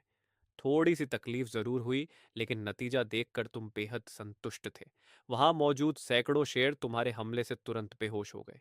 इसके बाद गलती की कोई गुंजाइश न रहे, इसलिए तुमने ड्रैगन पावर को सीधे अपनी पूरी ताकत तक छोड़ दिया। लेकिन तुम्हें उम्मीद नहीं थी कि ऐसी हालत में भी लायन किंग अभी भी हिल सकता है। उस समय लायन किंग के दिल में भी तूफान उठ रहा था। अचानक एक भयानक शक्ति सामने आ गई थी, जिसकी ताकत बेहद बढ़ा चढ़ा कर दिखाई दे रही थी। वह खुद को डीमन सी में बिल्कुल अजेय मानता था, लेकिन सिर्फ एक नजर में ही वह दुश्मन से बुरी तरह घायल हो गया। उस समय लायन किंग ने बड़ी मुश्किल से सिर उठाकर तुमसे पूछा कि तुम आखिर क्या चाहते हो। तुमने सीधे कहा कि तुम्हें एवोल्यूशन पॉइंट्स चाहिए और साथ ही पूरी चाइनेट सिटी भी चाहिए। यह सुनते ही लायन किंग तुरंत बोला, अरे कोई समस्या नहीं, बिल्कुल कोई समस्या नहीं। बस मुझे जीने का एक मौका दे दो। मैं तुम्हारा नौकर बनने के लिए भी तैयार हूं। उसी समय तुम्हारे दिमाग में सिस्टम की आवाज आई, बधाई हो, आपने 2,45,974 इवोल्यूशन पॉइंट्स प्राप्त किए हैं। क्या आप इन्हें ऑरा में बदलना चाहते हैं? यह सुनते ही चैलोन के मन में जोर से चिल्लाने का मन हुआ, क्योंकि यह 2 लाख से भी ज्यादा एवोल्यूशन पॉइंट्स थे और ऊपर से ऑरा का बोनस भी। यह तो हद से ज्यादा था। कन्वर्ट करो। दिल में उमड़ रही एक्साइटमेंट को दबाते हुए उसने तुरंत सारे एवोल्यूशन पॉइंट्स को ऑरा में बदलने का फैसला किया।